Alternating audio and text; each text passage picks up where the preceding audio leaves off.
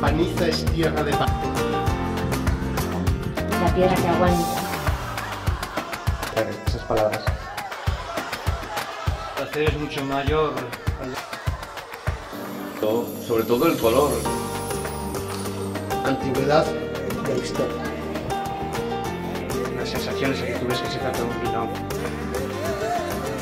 Un vino que es una ráfaga. Me ha llevado a otro paisaje.